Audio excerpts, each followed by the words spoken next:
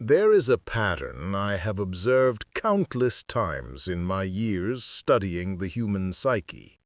A pattern so consistent, so predictable, that once you see it, you cannot help but notice it everywhere.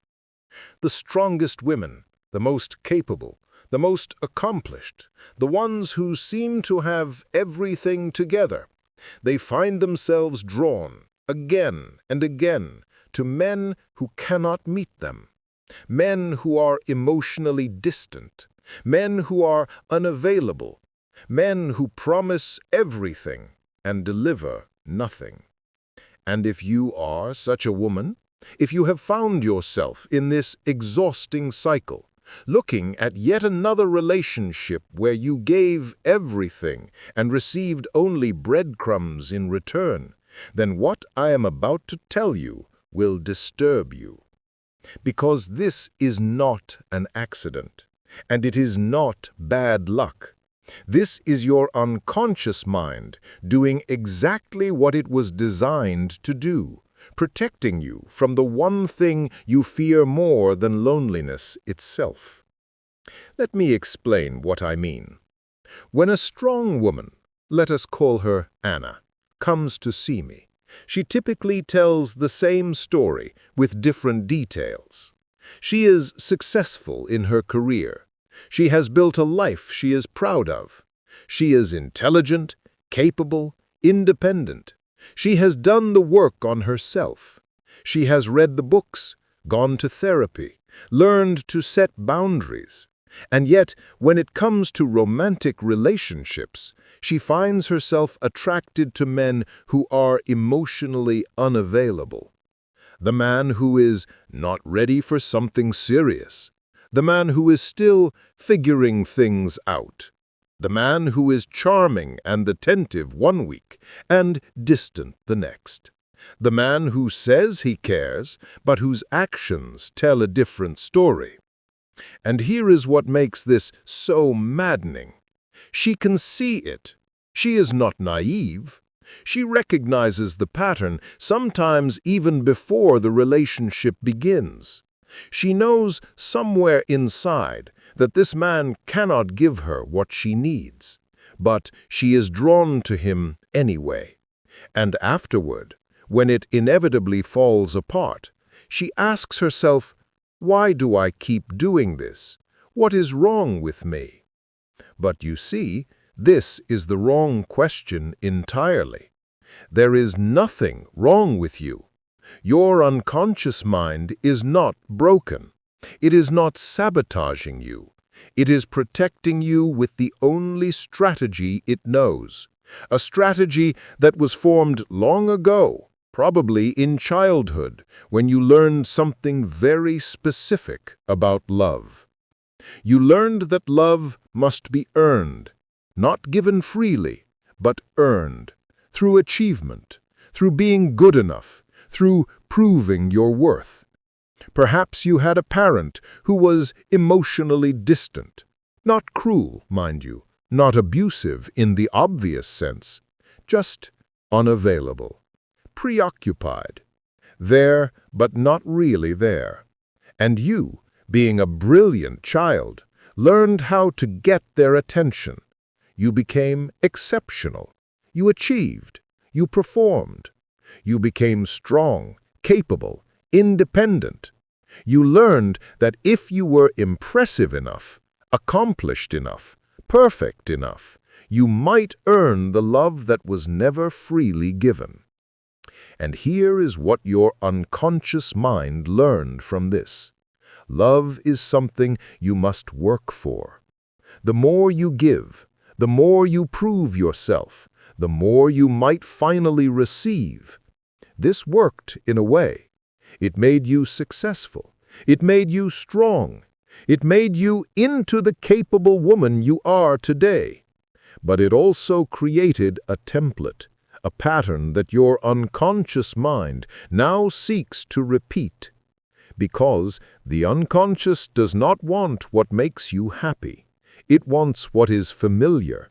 And if what it knows is that love must be earned through effort, through proving, through endless giving, then it will seek out situations where that pattern can play out. Let me tell you something about the unconscious mind that most people do not understand. It is not trying to help you thrive. It is trying to help you survive by repeating what it knows. And if what it knows is that love must be earned through effort, through proving, through endless giving, then it will seek out situations where that pattern can play out. This is why the emotionally available man, the one who is ready, who is present, who offers his love freely, this man often feels wrong to the strong woman. Not intellectually. Intellectually, she knows he is exactly what she should want. But viscerally, emotionally, in her gut, something feels off. He is too available, too easy, too willing. Where is the challenge? Where is the mountain to climb? Where is the opportunity to prove that she is worthy of love? The unavailable man, on the other hand, he feels right. He feels like home, not because home was happy, but because home was familiar. His distance activates the old pattern.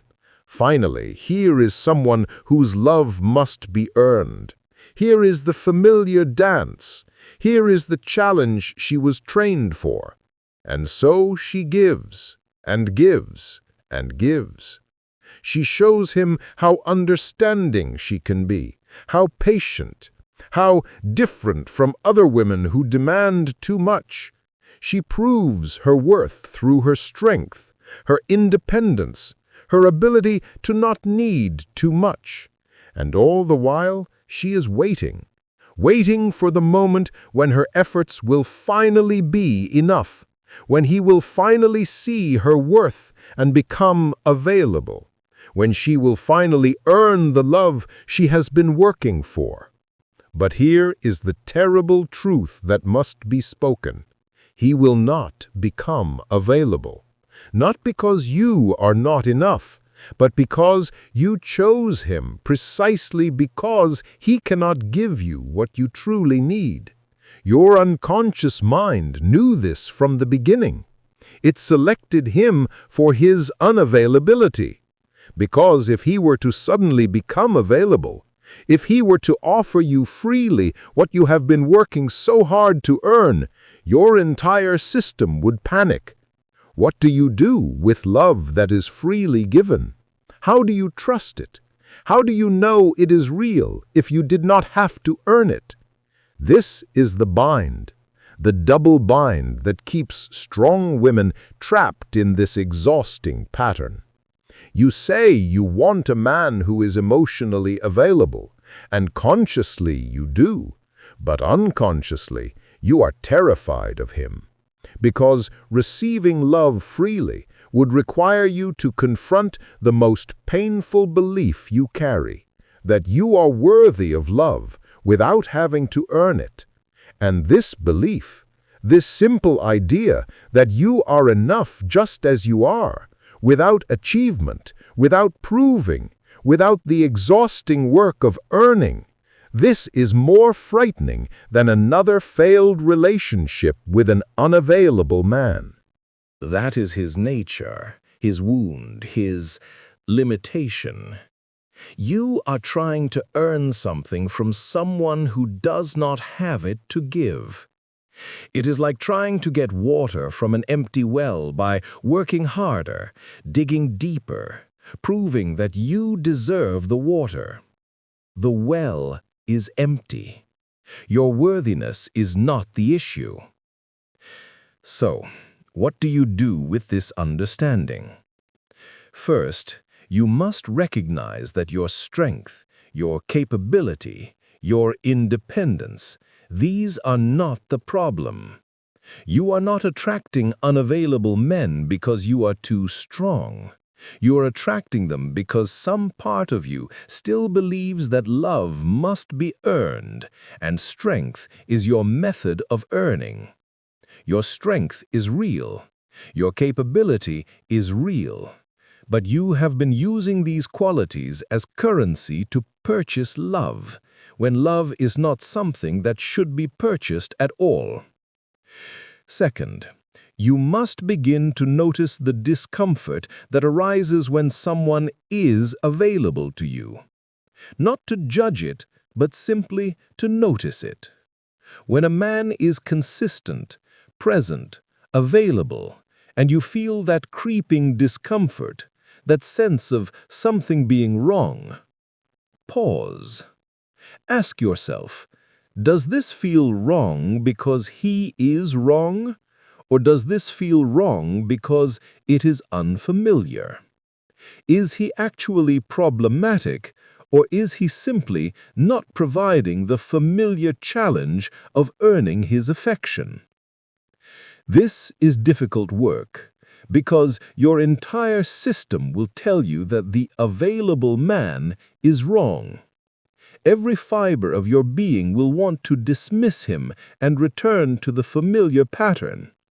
But if you can sit with the discomfort, if you can recognize it as the feeling of an old pattern being interrupted rather than a sign that something is wrong, you can begin to change. Third, you must grieve. You must grieve the childhood in which love was not freely given. You must grieve all the relationships in which you exhausted yourself trying to earn what should have been offered freely. You must grieve the years spent believing that your worth was something you had to prove. This grief is not weakness, it is necessary.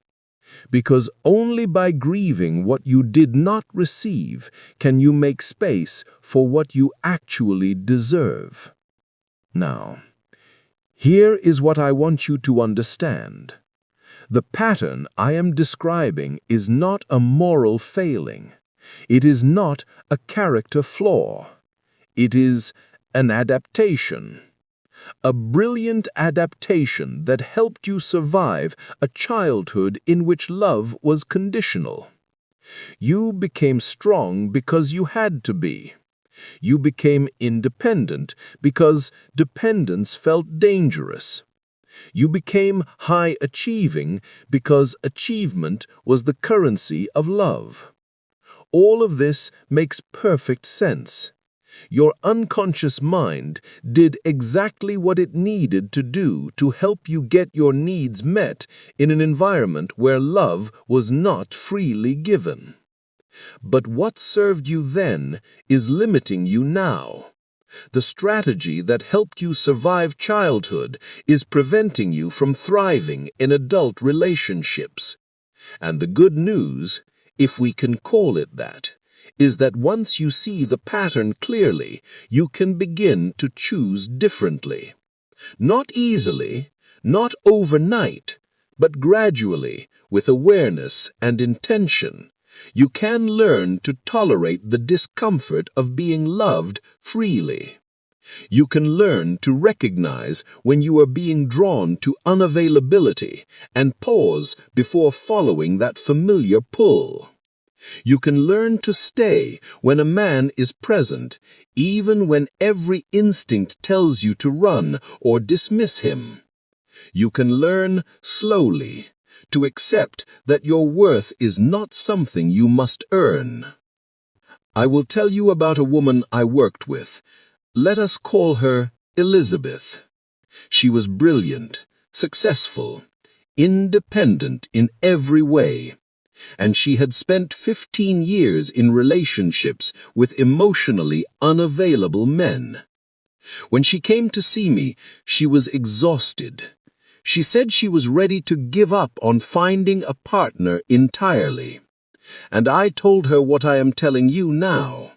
The pattern is not random. It is not bad luck. It is her unconscious mind seeking what is familiar. She resisted this at first, as you might be resisting it now. I do not want these men, she said. Why would I choose this? But as we worked together, she began to see it. She began to notice the discomfort that arose when men were available. She began to recognize the familiar pull toward men who were distant. And most importantly, she began to understand that this was not about being strong or weak, good or bad. It was simply a pattern learned long ago that could be unlearned. The last time I spoke with her, she was in a relationship with a man who was emotionally available, fully present, consistently loving. And she told me something I will never forget. She said, "It still feels strange sometimes, like I am waiting for the other shoe to drop, like I should be working harder to earn this. But I am learning to sit with the strangeness. I am learning that love should not feel like climbing a mountain. It should feel like coming home. This is what I want for you. Not perfection, not the elimination of all discomfort, but the gradual recognition that the patterns you have been following are not destiny. They are simply habits of the unconscious mind, and habits can be changed.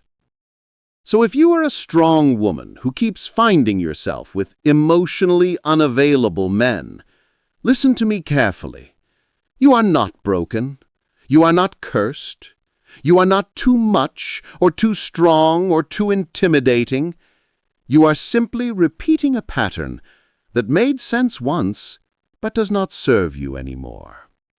And the work ahead of you is not to become less strong. It is to separate your strength from your worthiness of love. Your strength is a quality you possess. Your worthiness is a fact of your existence. One has nothing to do with the other. You do not need to earn love through strength any more than you need to earn the right to breathe through achievement. Love, real love, is not a reward for being impressive enough. It is a natural exchange between two people who see each other clearly and choose each other freely. And you deserve this, not because you have earned it, but because you exist. The emotionally unavailable man is not your destiny. He is your unconscious mind's attempt to resolve an old wound. But wounds do not resolve through repetition. They resolve through awareness, through grieving, through choosing differently even when it feels uncomfortable. This is the work. Not easy work, but necessary work. And it begins with seeing the pattern clearly, without judgment, without shame, simply as it is. An old strategy that once protected you, but now limits you. I want to leave you with this. The next time you feel that familiar pull toward a man who is unavailable, pause. Do not judge yourself. Do not shame yourself. Simply notice. Notice the pull. Notice what it feels like in your body. Notice the old familiar pattern activating. And then ask yourself, do I want to repeat this? Or do I want to choose something different? If you choose differently, it will feel wrong at first. The available man will feel too easy, too simple, too boring perhaps. Your entire system will tell you that this cannot be right, because it is not a challenge. But sit with it. Breathe through it. Remind yourself that love is not supposed to be a challenge you must overcome. It is supposed to be a rest from all the challenges you face in the rest of your life. And if you can learn to tolerate this, if you can learn to receive what is freely offered rather than endlessly working to earn what is being withheld, you will discover something extraordinary. You will discover that you were always worthy of love, not because of your strength, not because of your achievement, not because of anything you do, but simply because you are. This is the work. Not to become different, but to accept what has always been true. You are enough. You have always been enough. And the love you deserve is not waiting at the top of a mountain you must climb. It is waiting in the gentle valley, freely offered, asking nothing except that you believe you are worthy of receiving it.